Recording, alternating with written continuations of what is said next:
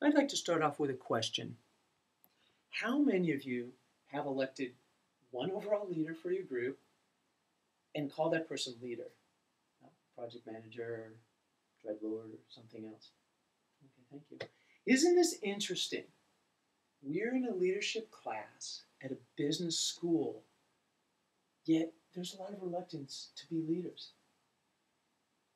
Now, actually, I don't think this is all that unusual when you look at the leadership we've been exposed to. I mean, the earliest form of leadership we had and authority we had was our parents. And what did our parents say? No, you can't have that cookie. No, you got to go to bed. No, you can't drive the car. And then we went to our jobs and we had bosses. And what do a lot of bosses say? No, you can't do that project you want to do. You have to do it this way. If you don't do that, you're going to be fired.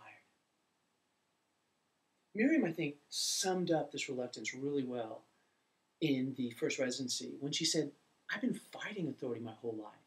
Why would I want to be an authority figure now? I also had an interesting thing coming to Presidio because I had this really overwhelming urge to be the leader of my group. And I had to stop back and think about that. And I realized it wasn't so much that I wanted to be a leader. It was more that I was scared my voice wouldn't be heard otherwise. But you know what? There's lots of ways of being good leaders.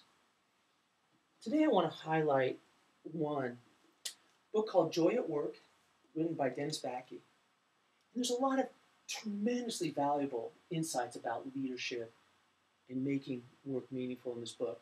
But the one thing that really stuck out for me was when he said, I try to make only one decision a year. Now, this is the person who's CEO of American Energy Systems, a company with 25,000 employees. Yet he only makes one decision a year.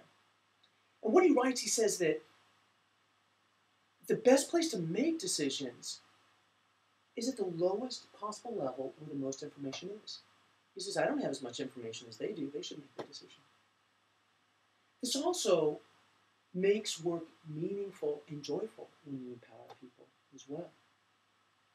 Now, the same thing is carried over by Jeff Immelt, who's the CEO of GE, big company, 300,000 people. But Jeff says that he only likes to make 7 to 12 decisions per year. 300,000 people.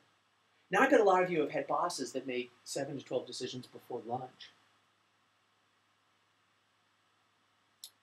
Rosabeth Moss Cantor is a professor at Harvard Business School and an author of books on leadership. In her book on confidence, she writes, the most important quality of a good leader is not self-confidence, but confidence in others. The same thing is carried by John Maxwell, another very prolific author of leadership books, who writes, a good leader asks, how can I make those around me more successful? Now, I think a great graphic illustration of this is from Thriving on Chaos by Tom Peters, when he looked at the Nordstrom organizational chart. And as you know, most organizational charts are top-down. The CEO sits at top, crushing everyone below him. Nordstrom's flipped that around.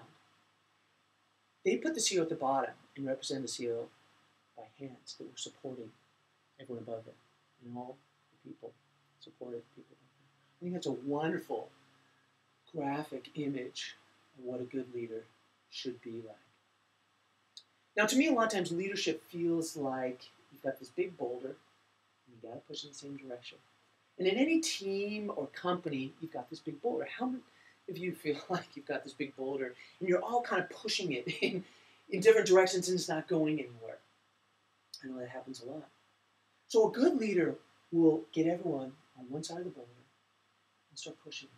And by pushing and pushing and pushing, you're going to slowly start to get that boulder going. And a good leader is also going to make sure you're going in the right direction so you don't end up where you don't want to be.